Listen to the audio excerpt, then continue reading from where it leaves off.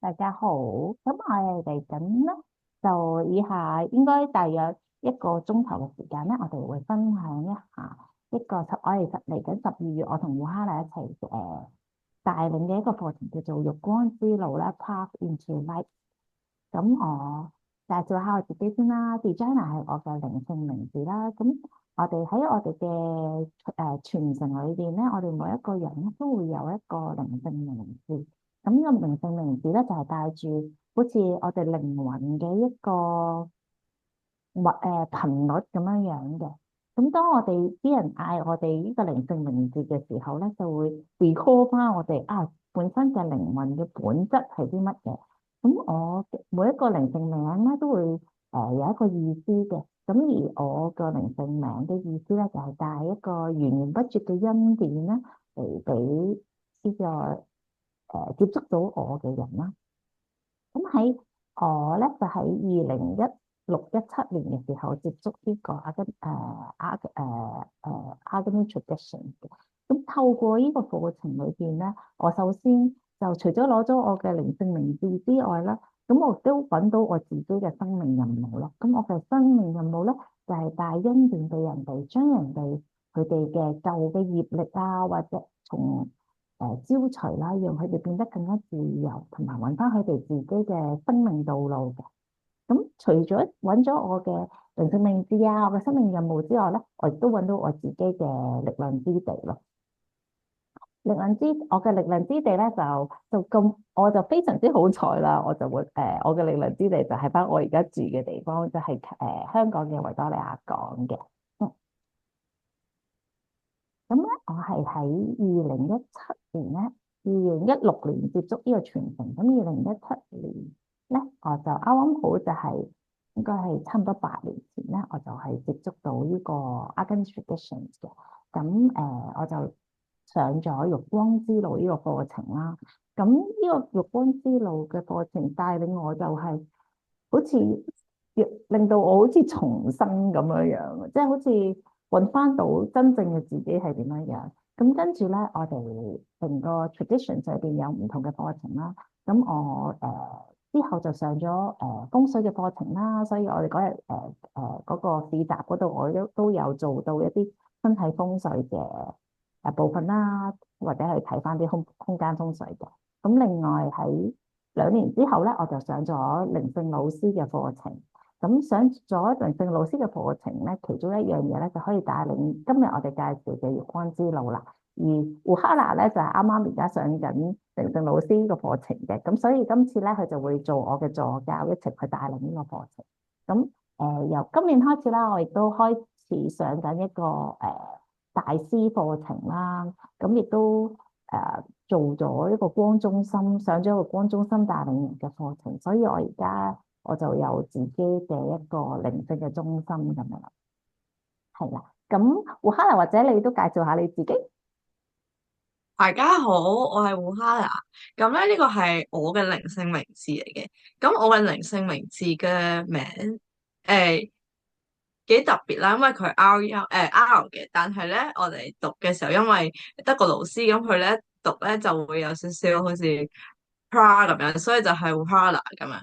咁咁咧，大家都可以嘗試叫我胡哈娜。咁呢個名咧，佢嘅意思咧就係 transformation by peace 喎。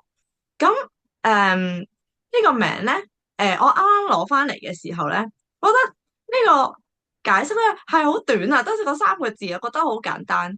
但係咧，到我哋慢慢咧再去用呢個名啦，同埋當我哋再去用 meditation 嘅方法咧，再去連結我哋自己個名，或者透過日常嘅即係不停去呼喚呢個名咧，其實慢慢咧我會感受到呢個名同我自己嘅本質嘅嗰個連結咯，而透過呢個認識我自己靈性，即係靈魂嘅名，呼喚呢個頻率咧，其實都可以帶動我活得更加多自己，同埋咧，對於以往唔熟悉自己嗰個面向同部分咧，好似多咗越嚟越，因為認識而了解多咗，原來我本身係咁，而因為我以前唔認識自己，原來我都可能唔識得運用自己，或者唔識得表達自己。喺呢個唔識得表達自己嘅時候咧，喺呢個現實生活咧就會不停有啲 conflict 出現，包括唔識得同自己相處啦，或者唔識得點樣去讓別人同我相處，或者我點樣去同人相處。咁亦都帶動就係嗰啲 tradition 俾我嘅意義咧，其實好大好大部分咧，就係讓我去更加認識真實嘅我自己係點樣。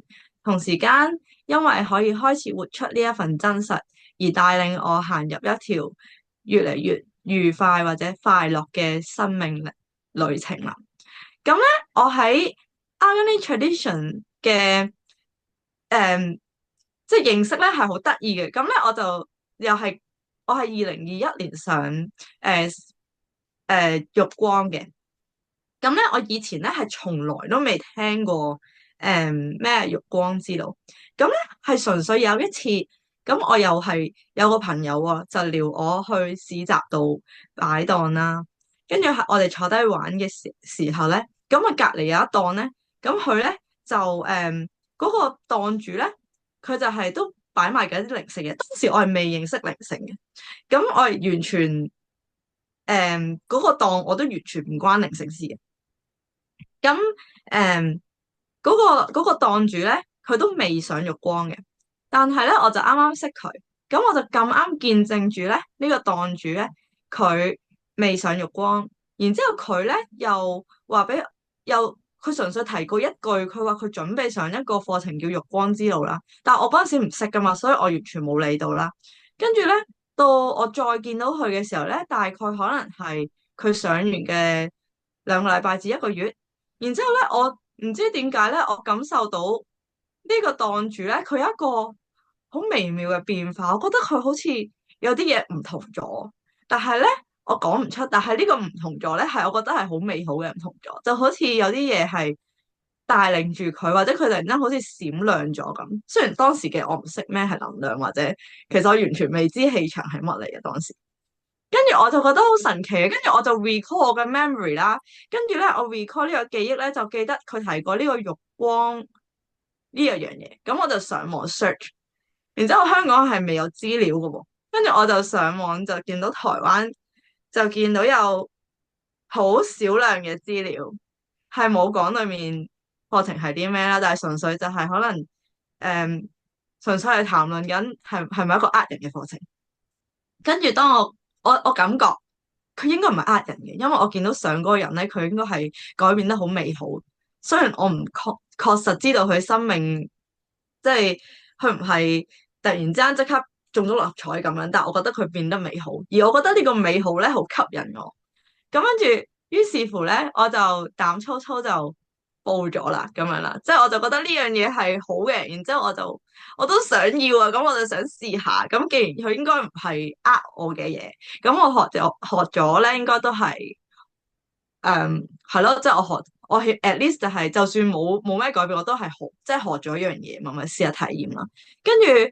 跟住就係上完咧，咁當然就係每一日上都係好充實啦。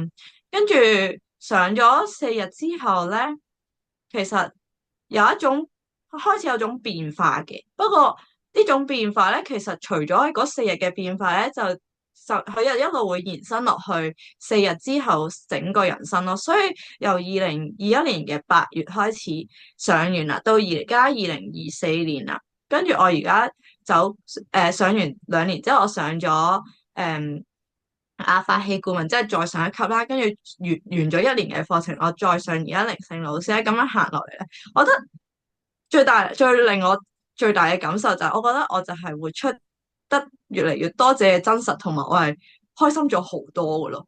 即係可能以前嘅我咧，人哋嘅感覺咧，會望落咧，就直接覺得呢個人望落就係好惡嘅咁樣啦。但係當我活出越嚟越多自己，或者我真係有嗰個快樂嘅時候咧，我對於聽到人哋話覺得望落好惡嘅呢一樣嘢咧，係越嚟越少啦，即係冇乜再聽到呢樣嘢啦。咁我覺得啊真係好啦咁樣咯，即係我會可以好期待，即係我未來嘅生命旅程裏面，即係到我而家到打後嘅日子裏面，我會係向住一個越嚟越快樂、開心嘅人生咯。咁我都成日都即係同人講，咁人生你求咩咧？其實人生就係為咗快樂啦，咁樣咁其實快樂就係無價。咁所以我覺得啊，行呢條路都係暫時，我就係覺得好值得啊。咁以下落嚟咧，我介紹一下咩係 Agni tradition 先啦。咁你都見到啦，我哋嘅 background 咧全部都係火嚟嘅。咁其實 Agni 咧本身，如果你識印度教嘅話咧，咁佢就係火神嚟嘅。咁佢其實呢張圖上咧，就你會見到一位白頭髮嘅肥佬咁樣啦。咁佢就係 Agni 啦。咁佢係帶住意識轉世嘅神人啦，我哋叫做 Avatar 啦。咁佢就係佢本身就係火神嚟嘅。咁所以我哋成個傳承咧，都會透過去火咧去做療愈啦，或者去做轉化嘅。因為其實火其實如果我哋運用得好嘅時候咧，係可以幫助我哋咧做一個提升啦。譬如話，好似你煮飯咁，如果你控制得個火候好嘅話，嗰個就係一個美食嚟噶啦。但係你用得唔好嘅時候，你就會燒傷自己咁樣樣。咁呢四位咧就係啱啱喺上個月都唔夠一個月之前啦，佢就啱啱第一次嚟香港咧，就帶領咗一個做工作坊叫相信未來嘅。咁我係嗰個活動嘅主持人啦。咁你睇到隔離有幅相咁樣。咁四位大師，你見到幅相嗰度嘅四位大師咧，都分別給予咗我哋一啲祝福，同埋點樣去帶領我哋咧，我哋自己未來香港嘅道路咁樣樣。咁喺個聖火傳承裏邊，我都可以講下我點樣接觸呢個聖火傳承。我咧第一次，因為頭先講過佢都係透過火啦。我第一次接觸嘅時候係2016年，嗰時候係冇嘢做嘅，我就身體有啲狀況，就休息咗1年冇做嘢。跟住我朋友就話：有一個火點好特別㗎，你去參加下唔使錢嘅。咁我咧就參加咗呢個火，去咗林村嗰度參加一個火點儀式啦。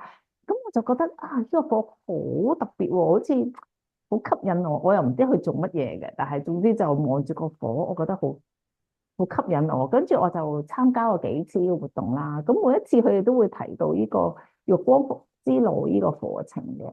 咁嗰陣時咧，我就會覺得哇！呢個課程好似好貴咁喎，因為我嗰陣時冇翻工嘅。咁我就跟住佢就話啊，Agni嚟緊會去台灣啊，不如我哋會組團過去見佢咁樣。咁我個心就有啲蠢蠢欲動上去嘅。咁我咧就訂咗酒店，但係就冇訂機票嘅，因為酒店可以 anytime cancel 咁樣。咁我訂咗，跟住咧到佢應該個活動之前嘅1個月咧，我就突然間夢見到 Agni 嚟咗我個夢裏邊，而嗰個夢咧係見到我浴缸個老師啦，係彩色嘅個夢，好特別。就話哇，既然你嚟到我個夢啦，咁我就好啦，咁我就嚟見下你啦。橫掂個個人都話到你咁勁咁樣，咁我就真係去到嗰個現場度，去到嗰個畫面係 exactly 係我夢裏邊嗰個畫面嚟嘅。其實跟住佢就俾咗個祝福我啦，of course。跟住我就感用到即刻我點化咗做一個天堂在地球嘅。我真係佢幫我點化完之後，我翻埋位，跟住我係爆喊。但係其實係唔係喺個意識層面上面，你係理解唔到嘅。但係就覺得真係好似同翻自己天堂喺埋一齊咁樣咯，同翻自己。咁之後我就決定咗，好啦，我就上呢個月光之路啦咁樣。咁最神奇嘅事情就係，當我決定要上，我應該係11月見佢嘅，即係啱啱好係8週年嘅，咁啱啱上個禮拜，你前幾日，跟住我就過咗唔知1個月到，我就揾咗我之後嗰份工。嗰份工係啲錢係比我以前揾咗多 double 嘅，其實，所以係 more than enough。我係去上任何之後我喺呢個傳承裏邊嘅所有課程，而且同埋我嘅轉化係好同阿烏哈娜都係一樣，我個人變得好開心，因為咧我睇翻我以前嘅相咧，好似悲情城市咁樣嘅。細個啲相都係好唔開心嘅，好似因為我細個成日俾我屋企人、俾我啲兄弟姊妹恰話嗰啲咁樣。咁我就去 recall 翻，原來我細個其實係一個好開心嘅人。不過我就唔知可能係俾出邊可能屋企嘅環境啊，或者啲人對我嘅批評咧，我就好似俾一個嘢擁住咗咁樣，唔能夠活出我自己咯。咁喺個 Organic Tradition 裏邊，我就好似慢慢咁好活現翻我自己，好似突然間啲嘢咧，突然間順咗好多咁。因為可能就係當我做翻我自己嘅時候，所有嘢就會變得非常之順利，同埋少咗好多自我嘅衝突啦。即係自己好似識得點樣去化解出邊嘅事情啊，或者係當我自己有裏邊有衝突嘅時候，我點樣去好快可以轉化得到咁樣樣咯。嗯，咁即係呢個就係咁。Agnes 咧本身佢係德國人嚟嘅，咁佢而家嘅住嘅地方咧就住喺美國Santa Fe 一個 New Mexico 嘅一個地方啦。咁另外咧，咁其實透過我哋月光之路當中咧，佢除咗頭先我講過啦，佢會閱讀你嘅靈性名字啦，有機會如果你當你 ready 嘅時候，亦都可以閱讀你嘅力量之地喺邊度啦。而力量之地就係你去透過你嘅服務，去你嘅力量之地，佢可以回饋翻俾你嘅力量嘅。咁另外亦都可以閱讀到，有機會閱讀到你嘅神聖嘅源頭喺邊度嘅。嗯，咁我嚟緊就會介紹一下月光之路啦。咁月光之路其實係一個4天嘅課程嚟嘅。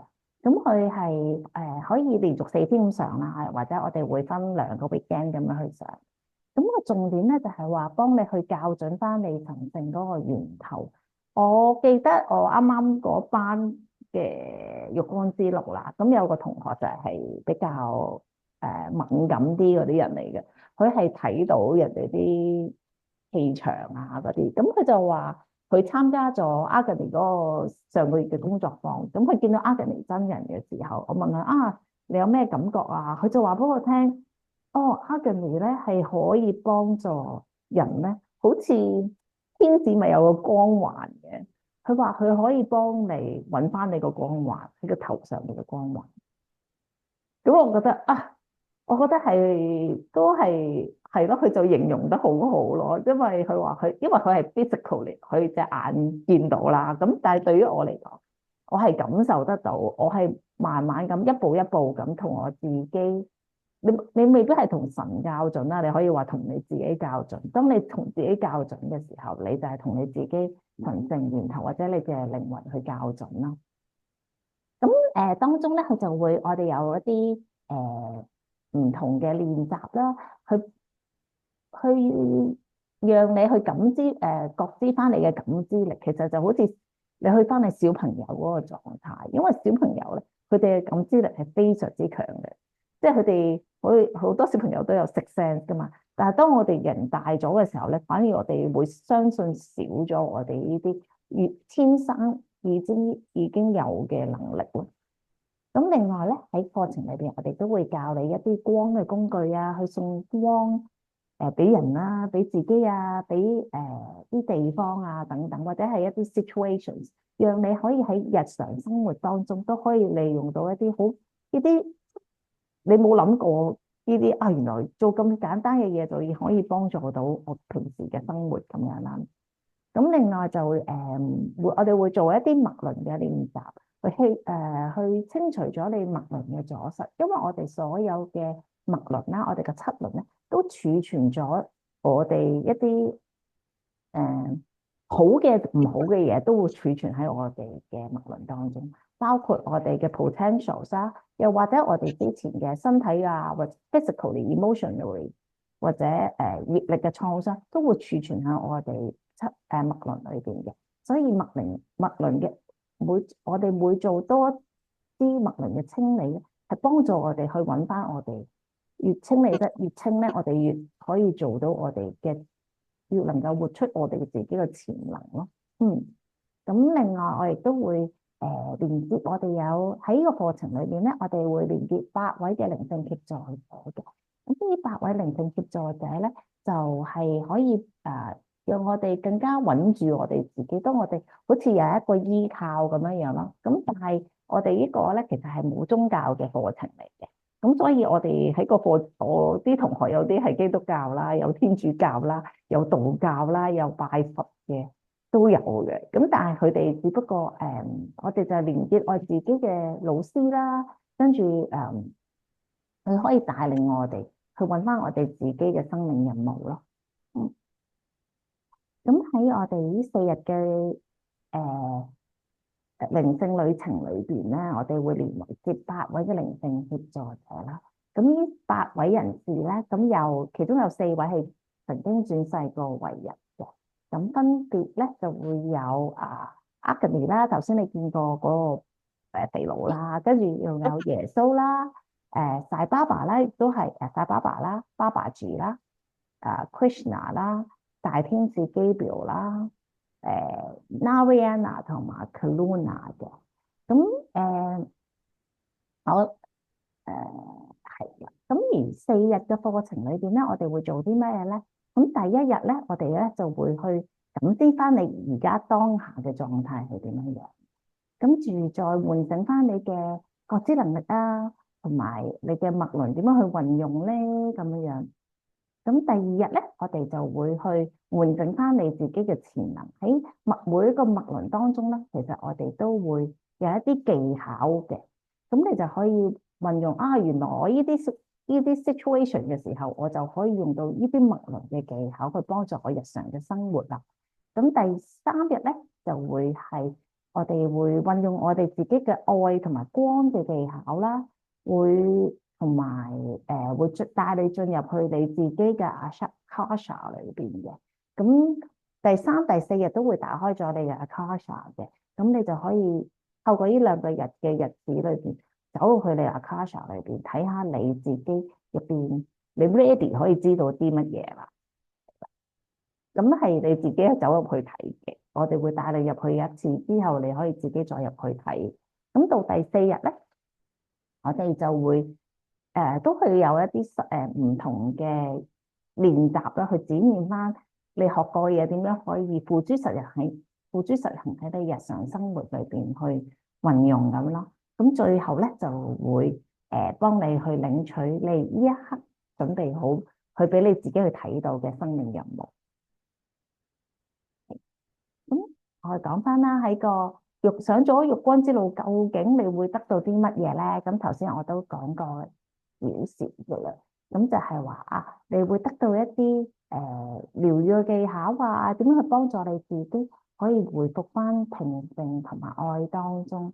而呢啲技巧係可以喺日常生活裏邊用嘅，即係無論你係，我覺得最好月光之路就係話佢係可以適合一啲好似阿胡哈娜咩堂都冇上過嘅人，佢嚟上佢會覺得好正咁樣咯。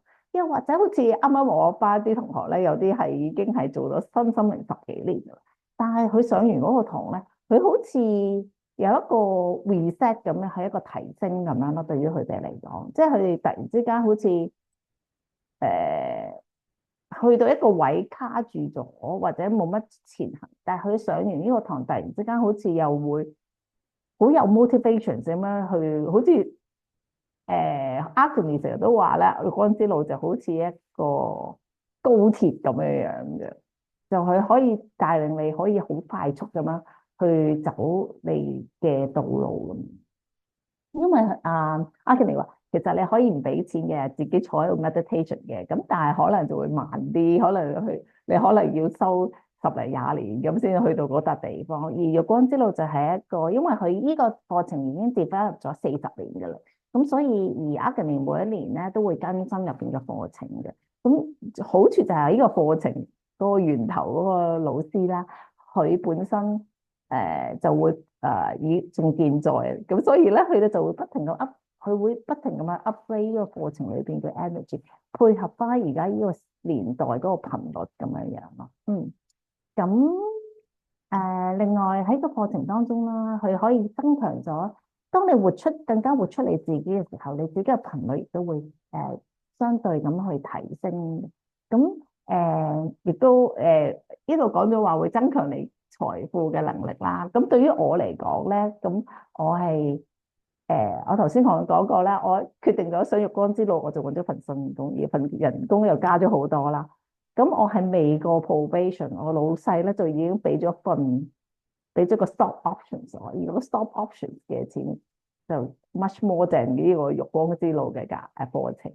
跟住我想上下一個課程就係風水個課程啦，又有突然之間又有另外一筆錢嚟俾我去上呢個課程，但係我係上咗堂之後先嚟嘅，或者差唔多嚟多嗰段時間就會之後就嚟到呢筆錢。咁其實我覺得就係話，當你好 committed，如果呢樣嘢係屬於我嘅，我覺得係你需要嘅金錢，你想要嘅願望就會好容易，即係更加流動啦。應該咁講嘅錢，即係話我啱啱同胡哈蘭都講過話啊，我而家冇做我daytime 嗰份工作啦，但我睇翻我銀行戶口咧，其實係冇少過錢嘅。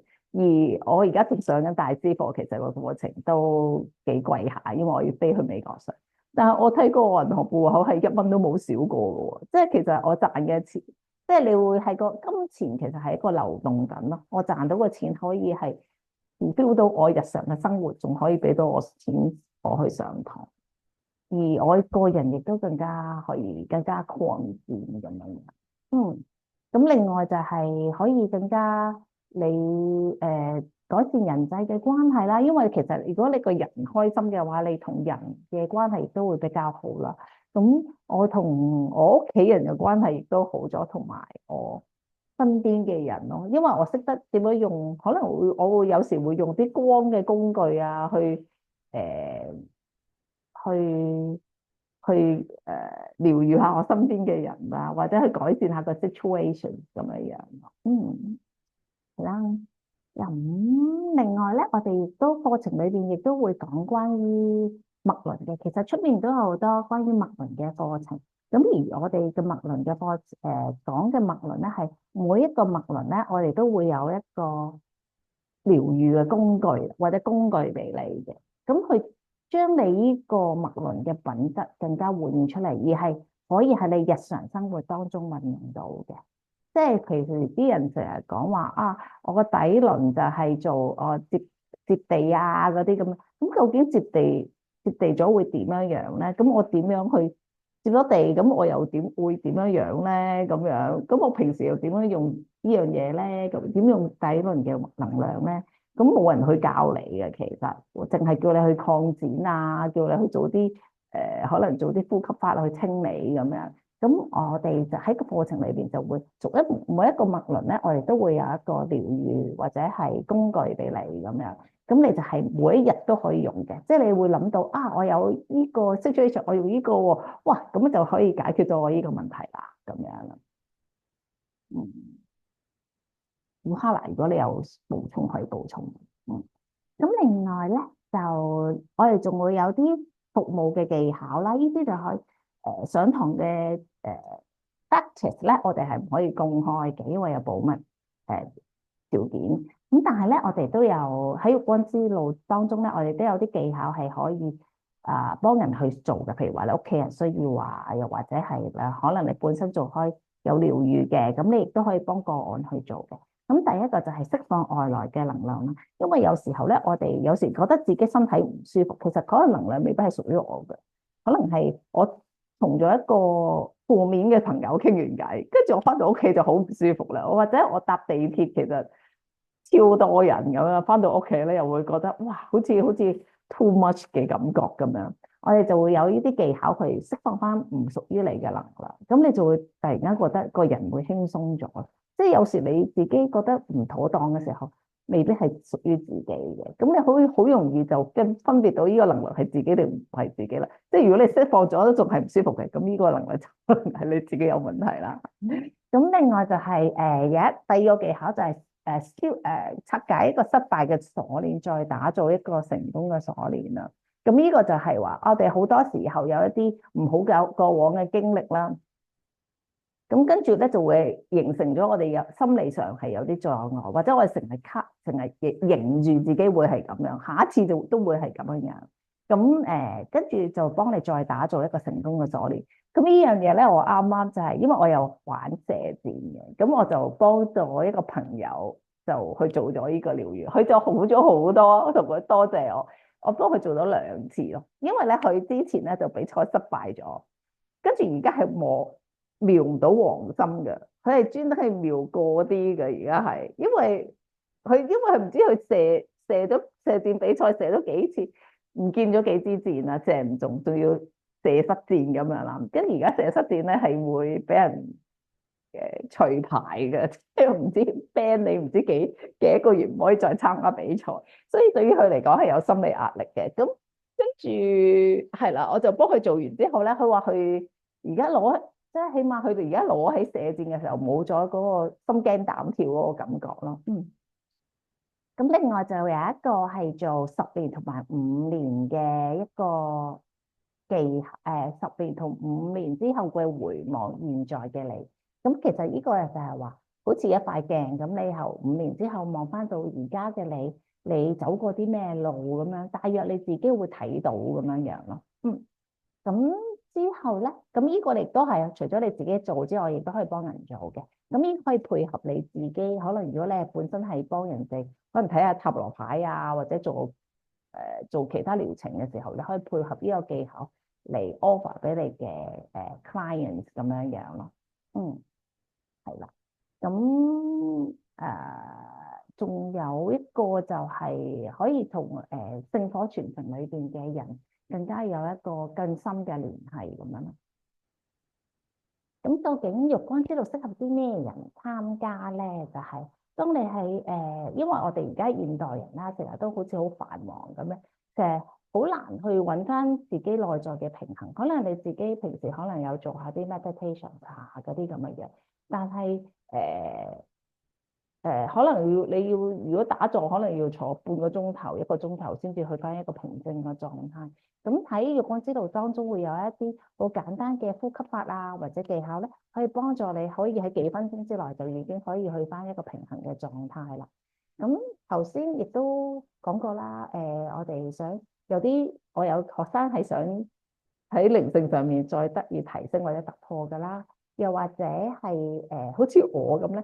我就係一個麻瓜嚟嘅，我上堂咧就係咩都 feel 唔到嘅，但係咧就無端端有某啲 exercise 就會無端爆喊，但係我都唔知係乜嘢嚟嘅，即係總之你 feel 到，但係又唔知係乜嘢咁樣樣，咁但係總之就攞到個效果法，最緊要就係個效果嘅啫，係咪？咁另外就你想揾翻你自己係邊個？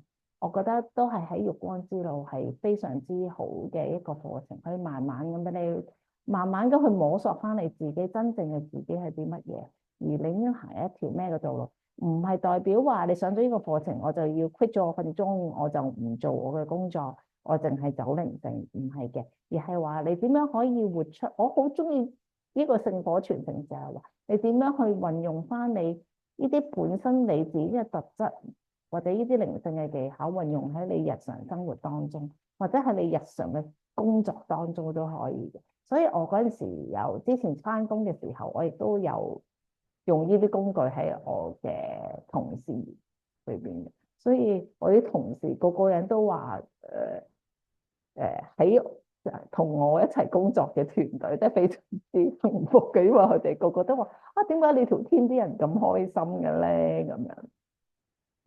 咁同埋，所以喺個課程當中，你就可以揾得翻你自己生命嘅意義啦，又或者係你亦都會揾到一個好似好多志同道合嘅朋友，可以大家扶持你一齊去走你而家你嘅人生道路咁樣，咁去揾翻啲即係同你頻率都係相近嘅人一齊咯。胡哈娜有冇嘢補充？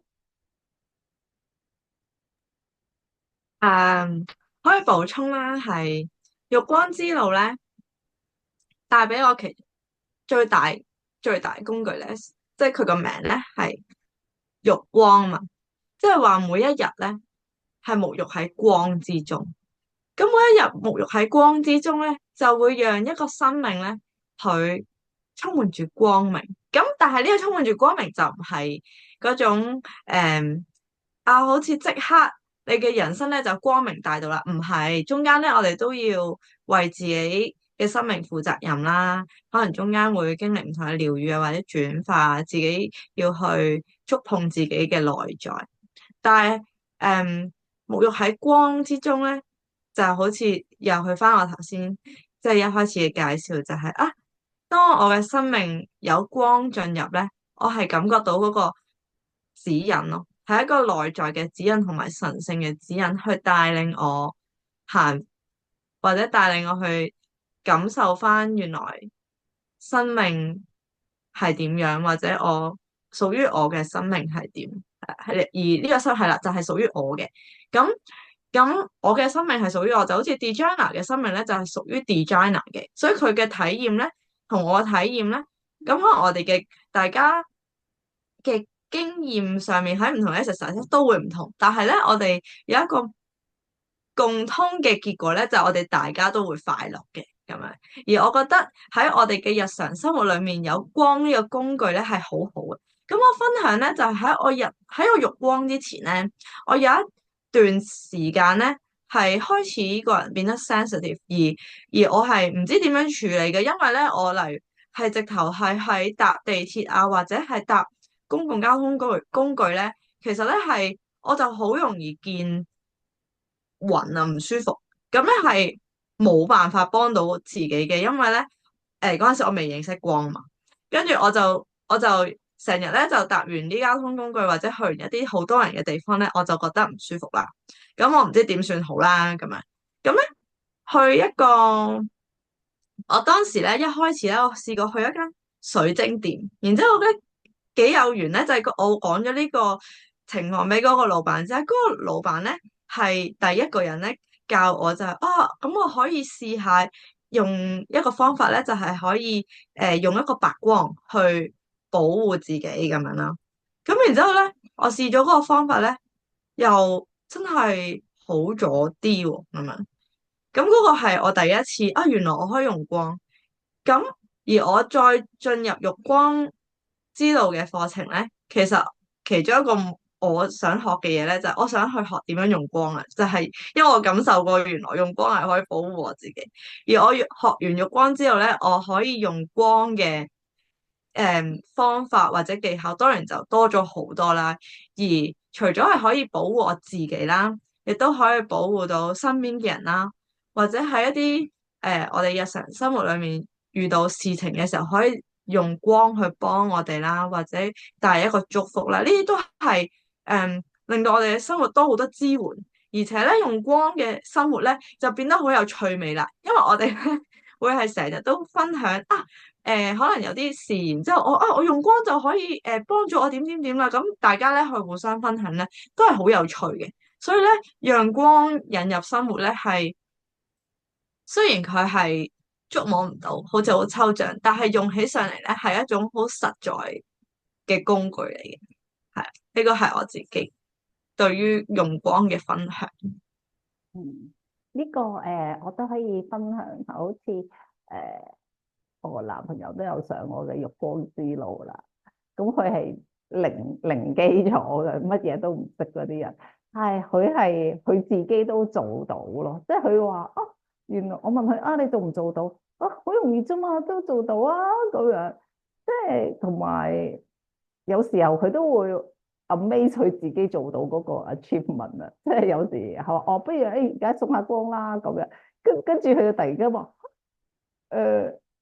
即係佢都覺得係咪真係咁巧啊咁樣咯？即係有時候佢都會突然開咁勁嘅，點解咁樣？嗱，咁想嗱呢個就係你上咗浴光之路啦。呢個係我其實 actually 係我一個上完浴光之路嘅同學啦，即係非常之靈性敏感嘅同學嘅回饋。佢就話上完浴光之後，對於佢嚟講咧，佢係可以揾翻佢個靈魂嘅原本嗰個 full 編出嚟嘅一個原圖啦。咁佢話係非常之，佢話令到佢非常之有力量，可以揾翻佢自己嘅力量。當佢即係迷失嘅時候，佢好似突然間揾翻佢自己力量啦，亦都可以洞察到佢自己入邊係啲乜嘢，同埋佢同神聖之間嘅連結啦。因為我哋會同靈性協助者佢一齊去溝通。咁佢就話好似，亦都好似有咗一個 community 咁俾佢去，大家去互相支持啊，或者去大家可以一齊去互相去可能做下啲交換療程啊嗰啲咁樣啦。咁亦都佢亦都話覺得啊，佢好似可以更加活現到佢自己本身嘅力量同埋品質咯。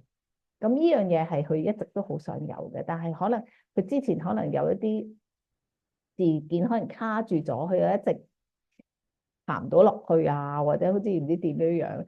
咁而家佢就覺得好似揾得翻自己啊，我好似有翻個 人生嘅 passion 咁樣，佢自己覺得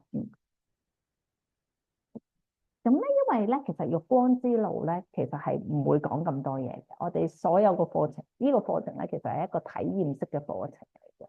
咁所以咧，我哋以下落嚟咧，就會帶領你大家做幾個練習咁樣啦，去感受翻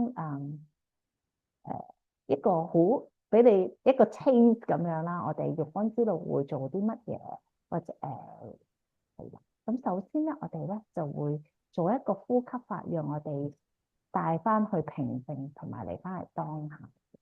咁阿胡克娜會帶領做呢個呼吸法。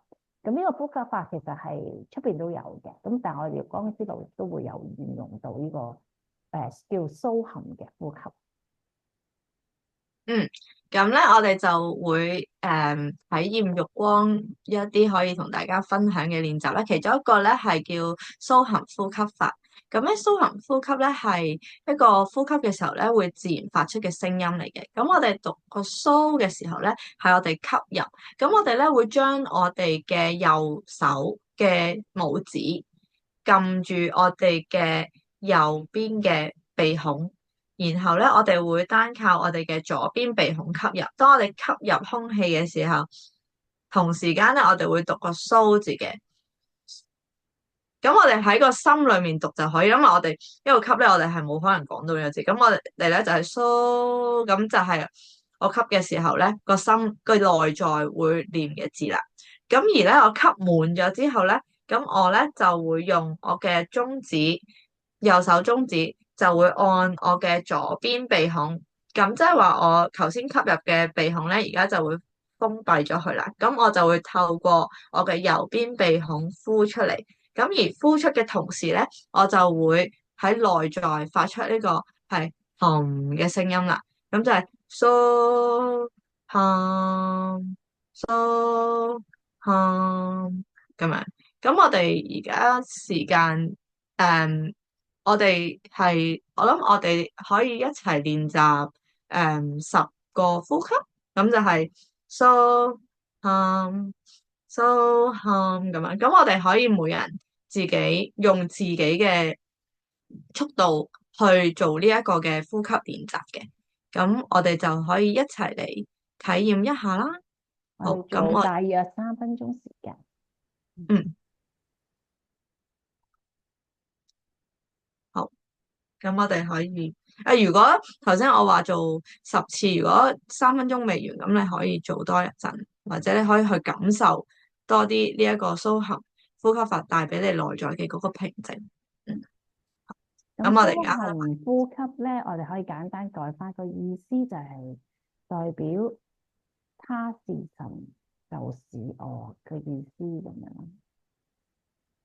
咁蘇就係神嘅氣息，神嘅名字，而含咧就係我哋啦。咁即係神同我係一體嘅。嗯。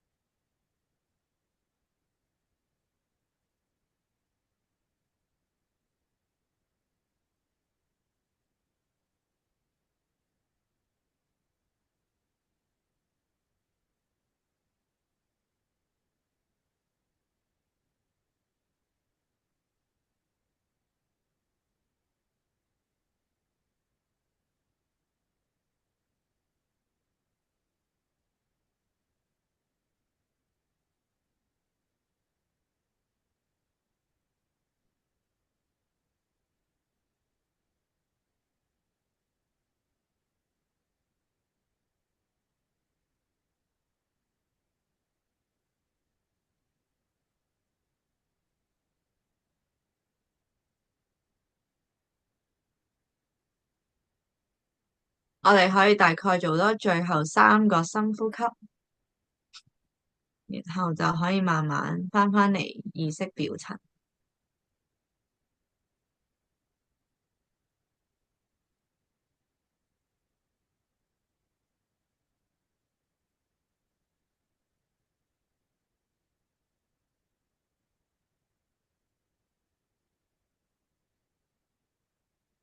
好，而家你可以放低雙手，閉上眼睛。而家我會帶領大家去迎接8位嘅靈性協助者。大爸爸，來自印度嘅大爸爸，佢話世界上唯一嘅宗教就係愛。首先，我哋會連結火神阿格尼。阿格尼話幫助我哋消除心與心之間嘅靈性接觸時候嘅衝突。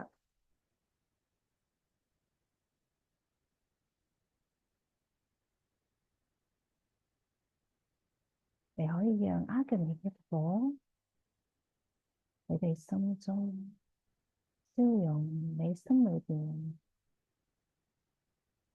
內心嘅衝突。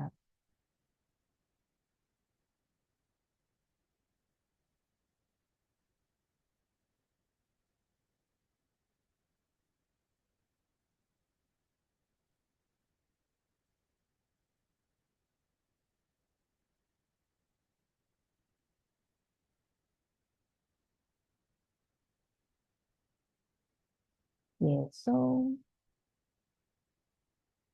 耶穌喚醒我哋內在對萬有萬物無私無我嘅愛。你帶住一個慈悲無條件嘅粉紅光，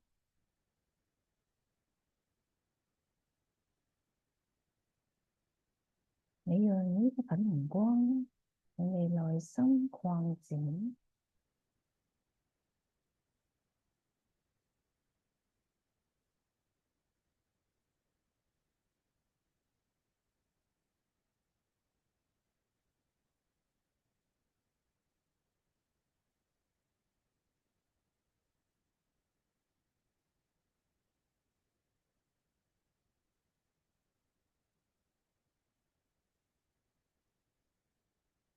大爸爸，你整合我哋所有嘅面向，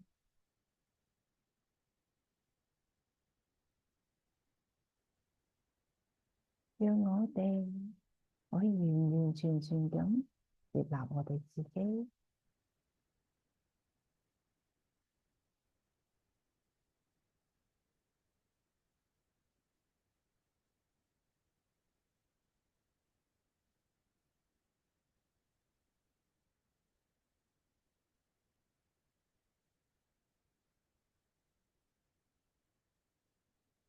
爸爸住，去燃點我哋內心嘅火，同一時間亦都摧毀舊事物嘅火。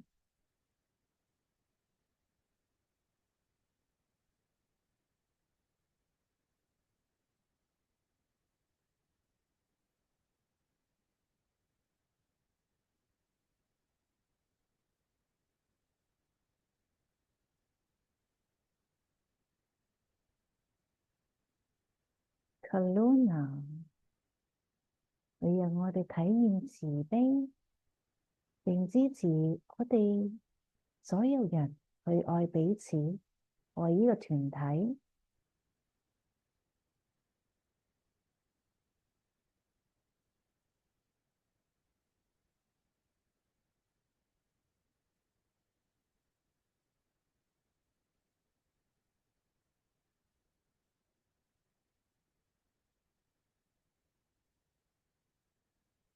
Narayana，你帶住白光，你提倡和平。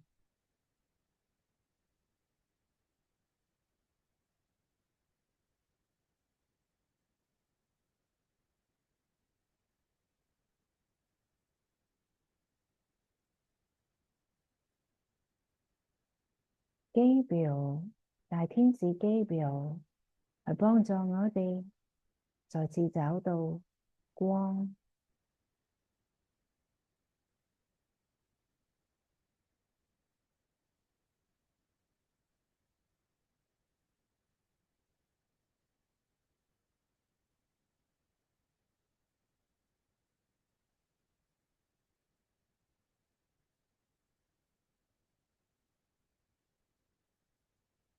Krishna，你讓我哋帶住好玩而輕鬆嘅心情去工作。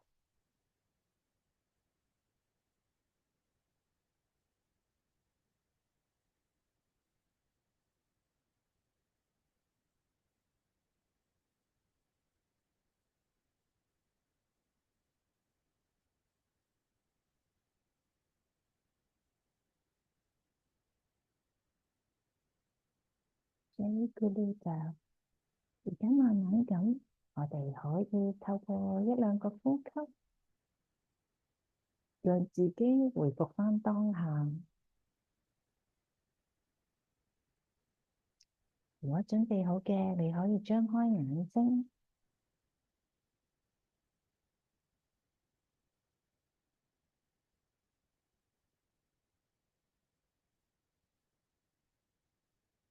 接下落嚟咧，我哋會做一個喺我哋 Afternoon Tradition 咧，我哋好中意做一啲真言嘅冥想練習，同埋透過手印或者一啲數字真言咧，去同我哋自己 tune in 翻嘅。咁今個禮拜咧，我哋有一個練習咧，就係關於改變翻我哋嘅自我價值嘅。點解我哋要改變？呢個係做緊啲乜嘢咧？就係話回復翻我哋真實嘅自己。因為咧係我哋每一個人咧，好大部分嘅時候，我哋嘅自我價值咧都係由外在嚟俾我哋嘅。譬如話，我哋應該要做啲乜嘢，差唔多係你會覺得咁樣做咧先至可以嘅。例如係我一定要讀大學，我一定要考到做律師或者做醫生或者做乜律咩 C 咩 C 先係有價值嘅。又或者係話啊，我一定要30歲我就要結婚生仔啦，我要搵到個老公，我先係代表幸福嘅。咁好多呢啲外來俾你嘅嘢，其實去佢應該話係個社會去定義咗我哋嘅。我哋好容易被呢啲外來嘅價值觀去影響咗。咁我哋就唔能夠容許我哋自己成為我哋自己。即係如果我嘅價值觀同人哋嘅價值觀係同社會價值觀係唔一樣嘅，咁佢哋就會覺得你係點解你咁奇怪嘅？點解啲人就會譬如拜年嘅時候問你，喂，你幾時結婚啊？或者你幾時啊？你仲未揾到工啊？即係啲人會覺得用社會價值嚟評論你。咁而家而呢個真言咧，就係話我哋可以透過呢個真言冥想，我哋之後可以重複咁去做使用嘅。你可以透過呢個真言去改變翻我自我嘅價值，去揾翻你自己原本嘅你自己嘅價值係啲乜嘢，而唔係外邊俾你嘅。咁個步驟係好簡單嘅，我哋會透過一個數字嘅真言啦。點解會用數字咧？就係因為咧，我哋念呢個數字嘅時候係冇意識嘅，即係個對。但係其實呢個數字係帶有一個能量喺度嘅。咁我哋就唔會用我哋個頭腦嚟分析，而透過呢個數字嘅能量帶俾我哋去感知，係啦。咁可能第一次你可能未必有感覺嘅，但係唔緊要嘅。你可能做多幾次嘅時候，你就會慢慢咁樣，無形中你好似又察覺做啲嘢咁啦。咁第一個做法，首先咧，我哋就會念呢個數目字70801118，我哋就可以專注喺呢個數字嘅能量當中。70801118，我哋默念呢個數字3分鐘。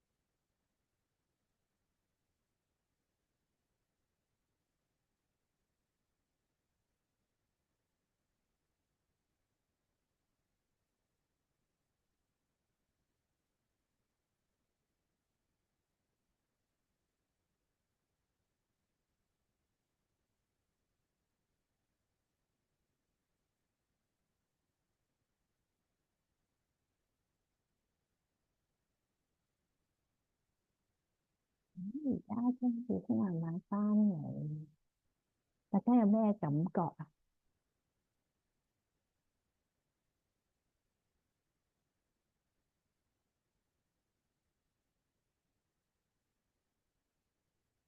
如果冇感覺都唔緊要嘅，因為第一次做，你之後可以重複做嘅。咁第二個步驟咧，我哋咧就係將肝臟一啲唔係我哋嘅嘢攞走咁樣，咁佢帶翻去我哋首先由左手放喺我哋個肝臟啦，肝臟咧就係你個左手就放喺你呢邊，右手邊呢邊就係你個肝臟啦，咁保持喺嗰度，咁呢度呢個嘅位置啦。咁右手咧就會喺你嘅眉心輪前額嘅位置啦，跟住我哋逆時針咁樣畫一個圈，逆係啦，咁樣畫一個圈啊，跟住又去翻呢度，跟住就停咗喺呢度，跟住咧你就去感知翻乜嘢先係真正，你可以改變啲乜嘢，又或者係啦，你嘅自我價值有咩需要被改變嘅？咁可以，你圍圈嘅時候可以慢慢做，跟住就隻手停咗喺你嘅第三眼前面就可以啦。咁而家我哋可以用3分鐘嘅時間去慢慢咁去做呢個手印。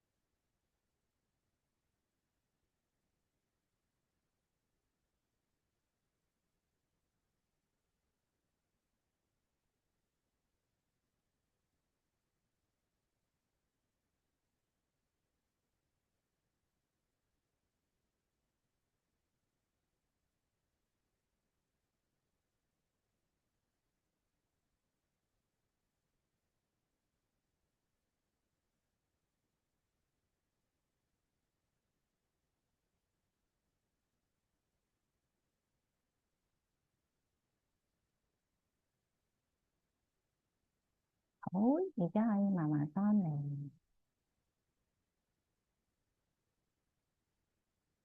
有冇嘢可以想分享啊？會有咩睇到咁啊？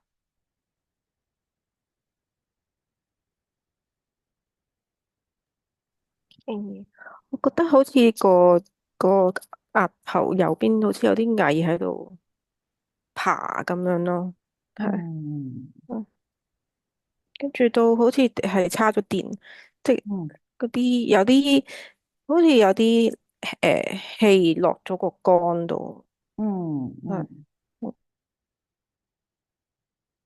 因為肝臟咧其實係儲存我哋啲舊有嗰啲業力啊，或者啲 history 嗰啲咁樣嘅嘢。嗯，咁可能佢仲有新嘅價值去傳翻落嚟嗰個肝嗰度啦，即係 replace 咗你舊嗰啲嘢咁。嗯，咁仲有一個練習嘅嗰個，呢個咦，點解開唔開？咁搞笑嘅，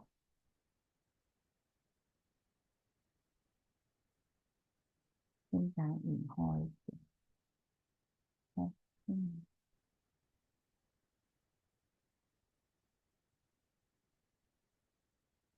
呢個嗯，跟住下一個啦。下一個咧就係阿 Mina 應該做過，我記得就係腦與心嘅表達。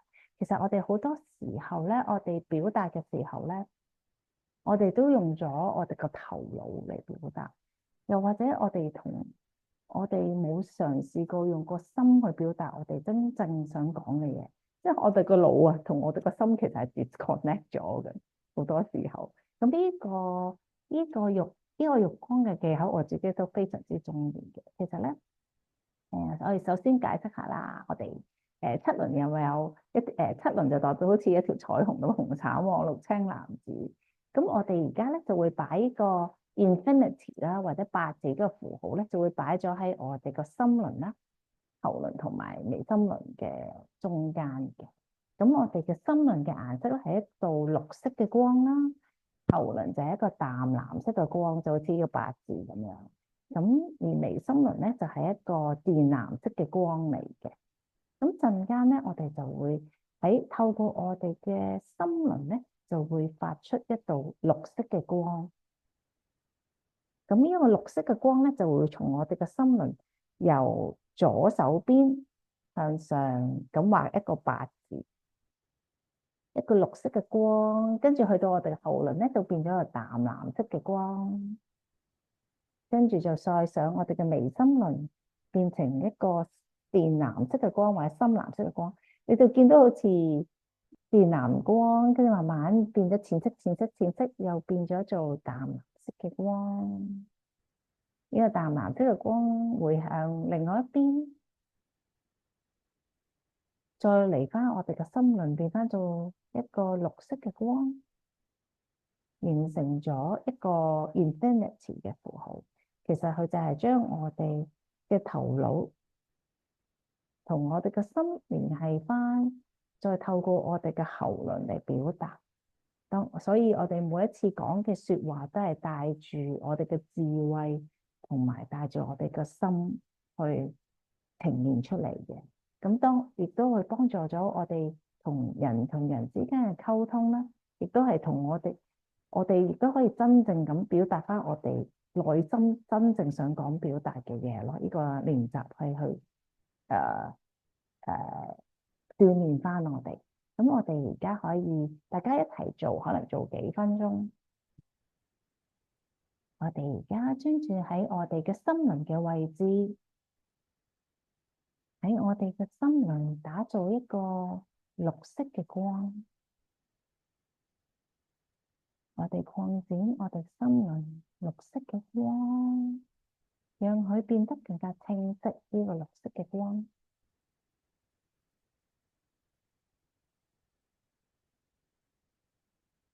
就算你見唔到呢個綠色嘅光，亦都唔緊要嘅。呢個綠色嘅光係會自然咁形成。你擴展呢個綠色嘅光，你俾一個方向佢，從你嘅左手邊慢慢升起，慢慢往上，係穿過你嘅喉輪，變成一個淺藍色、淡藍色嘅光，去到你嘅右手邊，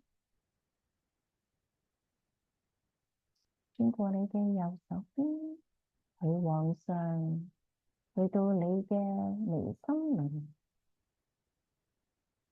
由淺藍色嘅光變成一個深藍色嘅光，從你嘅眉心輪變藍色嘅光，俾個方向佢往下，形成一個八字咁，喺你嘅喉輪交叉，變翻做藍色，變藍淺藍色嘅光，再流向翻佢哋嘅心輪，變翻做一個綠色嘅光。而家你可以跟隨你自己嘅節奏，去畫呢個無限嘅符號，由心輪嘅綠色嘅光往上去到喉輪淡藍色嘅光，再去到你嘅眉心輪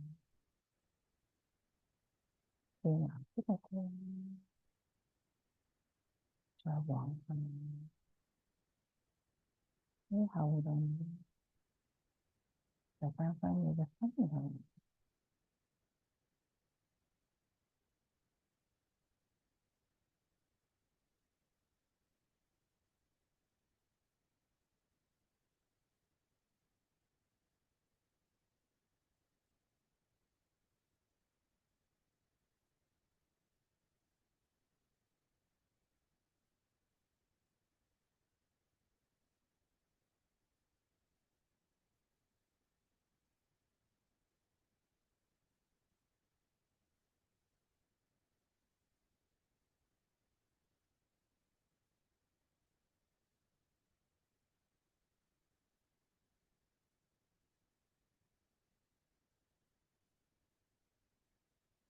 到最後，你可以將個光翻返去你嘅心輪，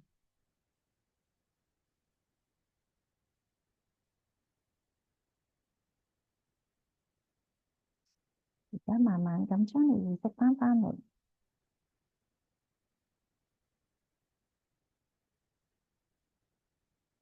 個練習咧就係話將你嘅心同你嘅腦合一去呈現去表達。咁平時喺日常生活當中，你可以點樣用咧？就係話當你可能會見你嘅老闆嘅時候，又或者係你見你嘅 client 嘅時候，可能你啲做諮詢做個案嘅時候，有時候我哋都會不經意咁用咗我哋嘅頭腦噶嘛。咁如果做咗呢個，你之前見佢哋見你老細之前見你嘅客之前又或者係啦，你做咗呢個練習嘅話，你同佢溝通上面咧就可以呈現一個比較真實嘅表達咯。就不帶任何情緒或者你自己嘅執着嘅見解咁樣。咁呢個就好似我哋頭先我講過，就係話好似我哋講過嗰啲脈輪練習咁樣，就係透過好簡單呢啲練習，其實你可能做幾分鐘就已經可以噶啦，就可以用喺你日常生活當中咁樣。有冇問題？或者頭先你做練習嘅時候有咩感覺咧？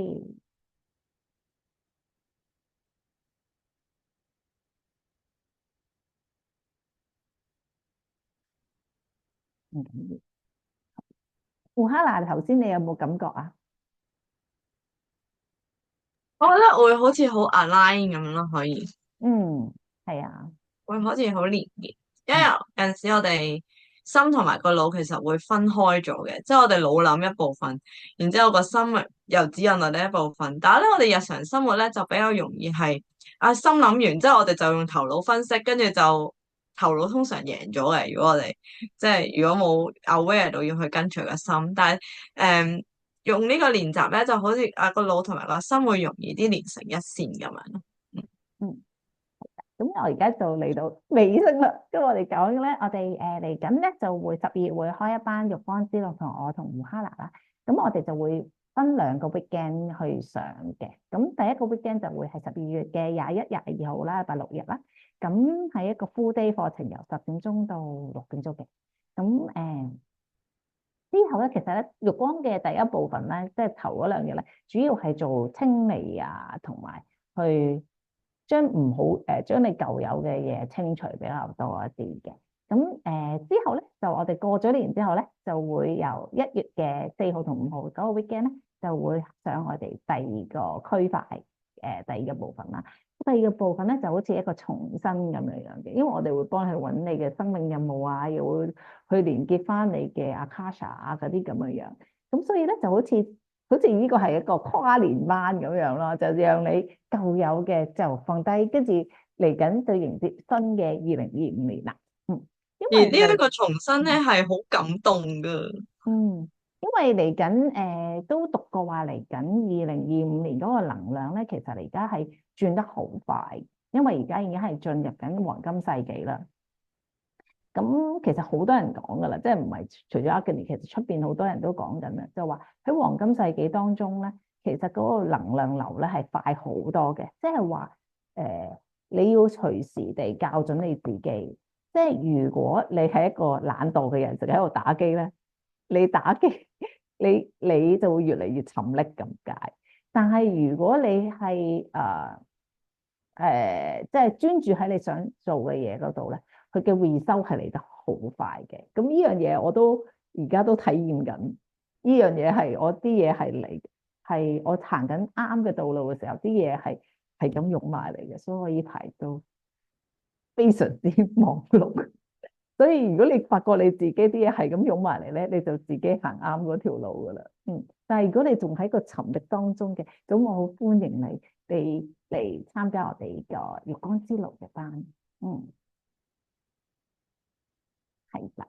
會唔會嚟到呢度，你哋有疑問啊，或者想再了解多啲邊個部分係想好係咯？我哋可以而家解答。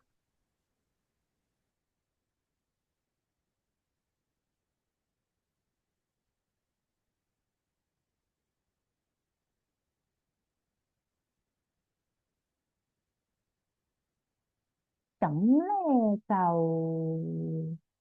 係啦。如果咁你可以聯絡翻我啦。如果想報名嘅話，又或者如果你需要分期啊，或者其他 arrangement 嘅，咁我哋都可以歡迎你同我聯絡咁樣，或者揾阿胡哈娜都可以。嗯，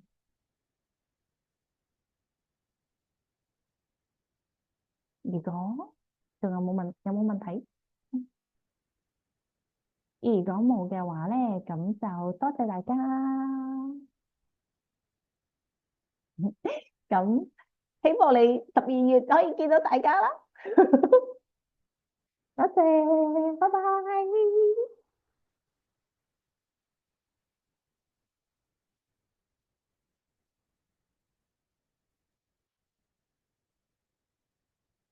你就點啊？停咗錄影先。停咗錄影。